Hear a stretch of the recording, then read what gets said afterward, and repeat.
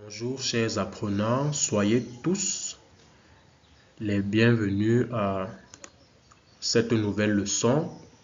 Voilà, la dite leçon porte sur la sous-discipline des mathématiques qui s'intitule comme suit: Géométrie et espace. Découvrons donc le titre tous ensemble. Le titre de la leçon: les figures planes. Voilà, géométrie et espace, les figures planes. Très bien, sans plus tarder, on y va. Alors,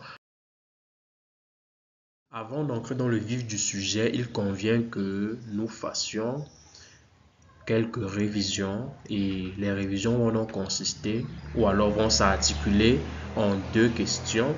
La première question, la suivante: qu'est-ce qu'un polygone? Alors, le titre de la leçon, c'est les figures planes. Et il faut donc savoir que un polygone est une figure plane. Voilà, la première question, c'est qu'est-ce qu'un polygone? Et ensuite, citer deux exemples de polygones. Voilà donc les questions de révision. Et pour donc répondre à la première question, qu'est-ce que nous disons? Nous disons ceci: un polygone est une figure plane. Vous voyez que ça rejoint ce que je disais au départ. Nous continuons. Un polygone est une figure plane fermée dont le contour est composé de segments de droite appelés côtés. Voilà pour ce qui est de la définition de polygone. Maintenant, pour continuer, citer deux exemples de polygone. Le plus important à noter ici est que le polygone est une figure plane fermée dont le contour est composé de segments de droite appelés côtés. Ça veut donc dire que comme polygone, nous avons tout naturellement le carré. Le carré est un polygone. Autre polygone, nous avons le rectangle. Le rectangle est bien évidemment un polygone.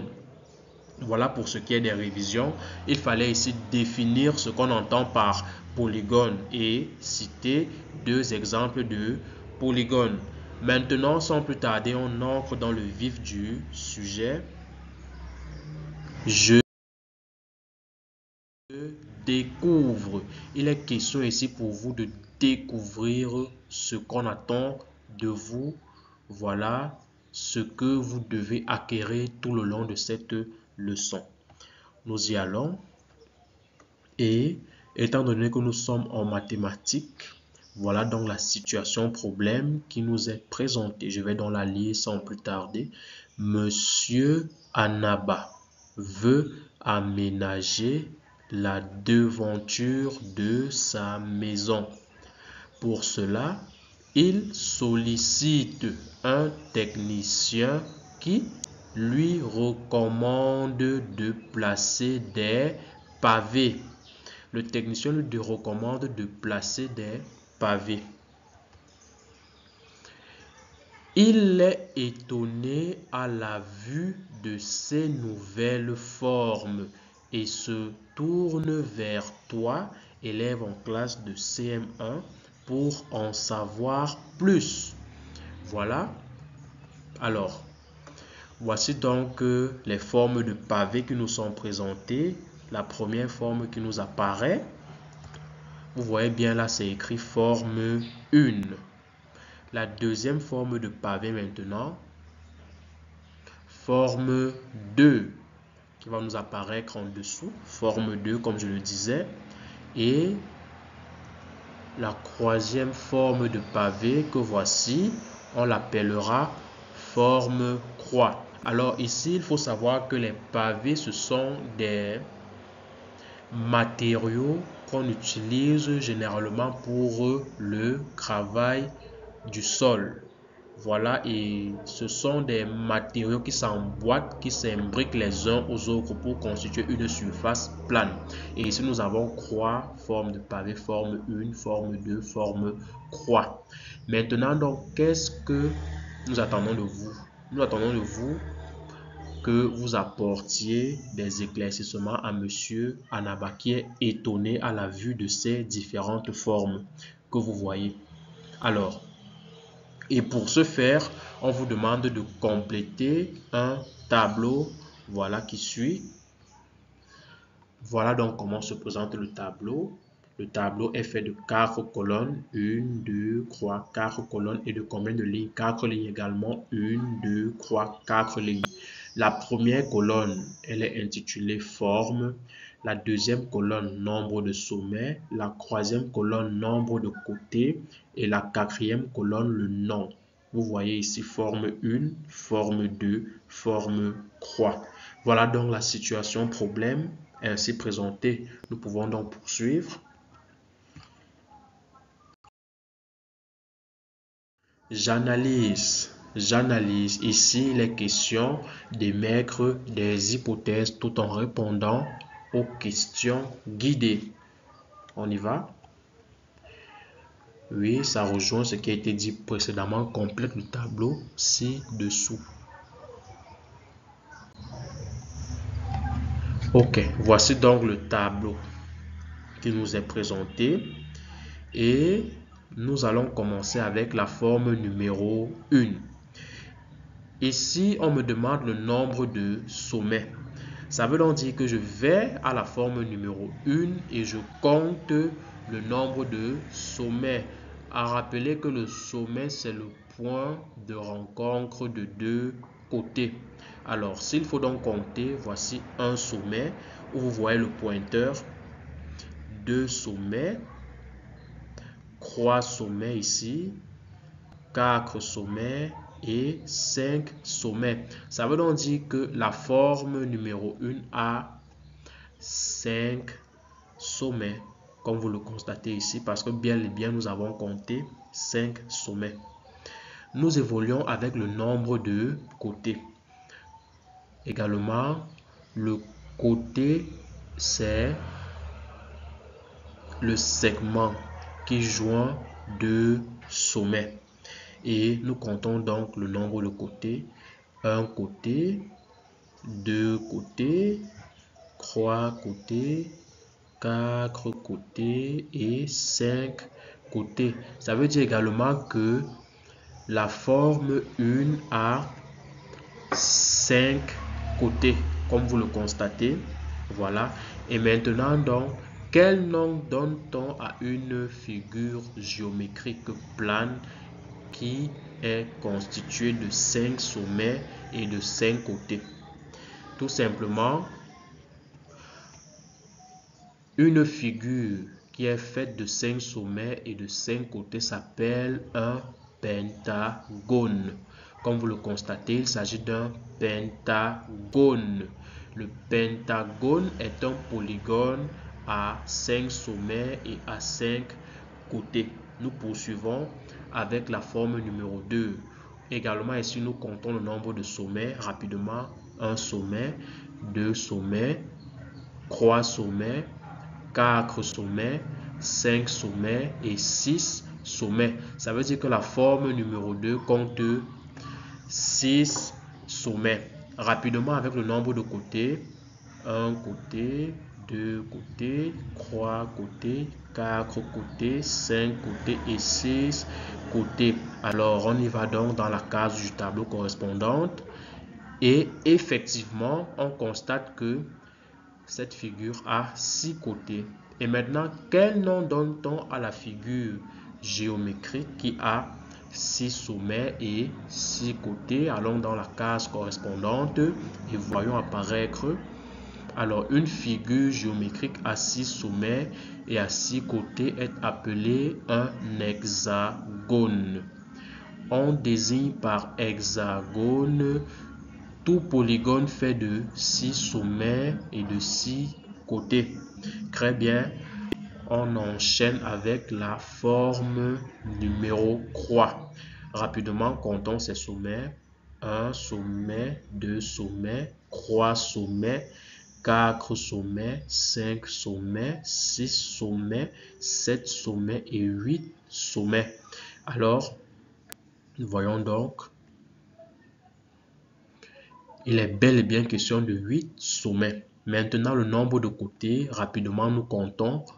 1 côté, 2 côtés, 3 côtés, 4 côtés, 5 côtés, 6 côtés, 7 côtés et 8 côtés. Voyons dans la case qui correspond. Il est bel et bien question de 8 côtés. Et maintenant, donc, quel nom le donne-t-on à cette figure géométrique? Cette figure géométrique porte le nom d'octogone. Octogone. On désigne par octogone toute figure géométrique qui est faite de 8 sommets et de 8 côtés. Voilà donc, pour satisfaire la curiosité de M. Anaba, vous lui direz que la forme numéro 1 compte 5 sommets, 5 côtés et porte le nom de pentagone. La forme numéro 2 compte 6 sommets et 6 côtés et est appelée hexagone. Tandis que la forme numéro 3 compte 8 sommets, 8 côtés et est appelée octogone. Très bien.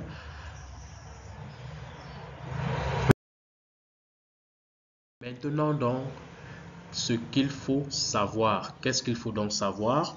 Voilà pour nous résumer qu'est-ce qu'il faut savoir. D'abord, qu'est-ce qu'un pentagone? C'est la question à laquelle il conviendra de répondre dans un premier temps. Alors, voilà donc un pentagone qui nous apparaît. Nous voyons ses 5 côtés et ses 5 sommets.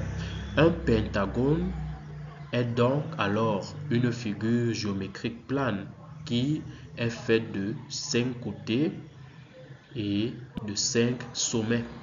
Nous poursuivons. Voilà la définition de pentagone qui nous apparaît. Un pentagone est un polygone à 5 côtés. Très bien. Deuxième question. Qu'est-ce qu'un hexagone? Qu'est-ce qu'un hexagone? Après avoir un hexagone, voici un hexagone qui nous apparaît. Nous constatons bel et bien qu'il a 1, 2, 3, 4, 5, 6. Il a bel et bien 6 côtés. Ça veut donc dire qu'un hexagone n'est ni plus ni moins qu'un polygone à 6 côtés. Très bien. Et enfin, qu'est-ce qu'un octogone? Et voyez par vous-même l'octogone. Et comme il a été mentionné plus haut, un octogone est un polygone à 8 côtés. Voilà donc l'essentiel à retenir. Vous devez juste retenir que le pentagone est un polygone à 5 côtés, l'hexagone est un polygone à 6 côtés et l'octogone est un polygone à 8 côtés. Très bien. Maintenant, donc, nous formulons ou alors nous élaborons notre crasse écrite sur base de l'essentiel à retenir de cette leçon. Il n'est plus à démontrer. Le titre de la leçon, c'est géométrie et espace. Et nous recommandons à nos apprenants, à partir de ce niveau, de marquer une pause pour pouvoir prendre des notes et mieux s'approprier la notion ou alors le nouveau savoir. Alors, qu'est-ce que nous retenons?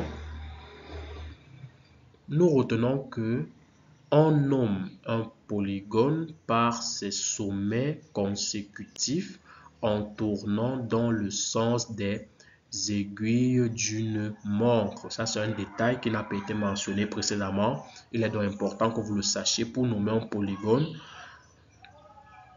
on agence ses sommets consécutifs en allant dans le sens des aiguilles d'une montre. Alors, vous voyez donc le polygone, les différents polygones qui nous apparaissent. Ici, nous avons un pentagone que je vais appeler pentagone A, B, C, D, E. Vous voyez que je prends tous les 5 points consécutifs et je vais dans le sens des aiguilles de la montre. Je reprends pentagone A, B, C, D, E. Ensuite, l'hexagone G, H, I, J, K, L et l'octogone M-N-O-P-Q-R-S-T. Voilà comment on procède pour nommer un polygone. Et comme je vous l'ai dit, voilà ça qui nous apparaît: pentagone ABCDE, en suivant les sommets consécutifs et en les lisant dans le sens des aiguilles de la montre. Hexagone GHIJKL, oui. Et octogone MNOPQRST. Voilà donc la trace écrite ainsi élaborée. Alors, par la suite, donc, nous allons nous atteler à la phase de l'évaluation. L'évaluation consistera pour vous à résoudre un exercice pour vérifier si la nouvelle notion a bel et bien été assimilée. Alors, il sera question d'un exercice de questions à choix multiples. Comme vous le constatez, il conviendra de répondre par vrai ou faux. Et la première question nous apparaît: un hexagone est un polygone à 7 côtés, vrai ou faux? C'est à vous de remplir dans votre livret d'activité. Oui, parce que chacune de ces vidéos est associée à un livret d'activité. Deuxième question: un polygone a plus de côtés que de sommets, vrai ou faux? C'est également à vous de compléter. Troisième question: un octogone est un polygone à 6 côtés, vrai ou faux? Voilà. Quatrième et dernière question: les segments de droite d'un polygone s'appellent des côtés, vrai ou faux? Et ce sera donc à vous de répondre à chacune de ces questions. Alors, le temps de la résolution de cet exercice, vous pouvez marquer pause avant d'aller regarder les corrections. Après l'évaluation vient la correction et oui, il convenait de répondre par vrai ou faux. Alors, la première question: un hexagone est un polygone à 7 côtés, vrai ou faux? Deuxième question: un polygone a plus de côtés que de sommets, vrai ou faux? Troisième question: un octogone est un polygone à 6 côtés, vrai ou faux? Quatrième et dernière question: les segments de droite d'un polygone s'appellent des côtés. Alors, à la question de savoir un hexagone est un polygone à 7 côtés, vrai ou faux, nous avons vu précédemment que l'hexagone est un polygone à 6 côtés. Ça veut donc dire que cette affirmation, elle est fausse. Raison pour laquelle vous devez marquer faux juste à côté. J'espère que c'est ce que vous avez fait à la maison. La deuxième question: un polygone a plus de côtés que de sommets. Lorsqu'on comptait le nombre de sommets et le nombre de côtés pour le cas du pentagone, de l'hexagone et de l'octogone, on s'est évidemment rendu compte que le nombre de sommets est égal au nombre de côtés. Ça veut donc dire qu'un polygone ne peut pas avoir plus de côtés que de sommets. Alors cette affirmation également, elle est fausse. Raison pour laquelle on marque faux. Troisième question: un octogone est un polygone à 6 côtés. Octogone. Il nous semble ici que c'est la figure, c'est le polygone qui compte le plus de côtés. Et bel et bien, cette affirmation est fausse. Voilà, l'octogone compte 8 côtés et non 6. Et enfin, la dernière question: les segments de droite d'un polygone s'appellent des côtés. Là, cette affirmation s'avère être vraie. Nous espérons donc que vous avez fait un sans faute à la maison. Voilà, si ce n'est pas le cas, nous vous prions de recommencer l'exercice tout en espérant que cette fois-ci, vous aurez un 10 sur 10.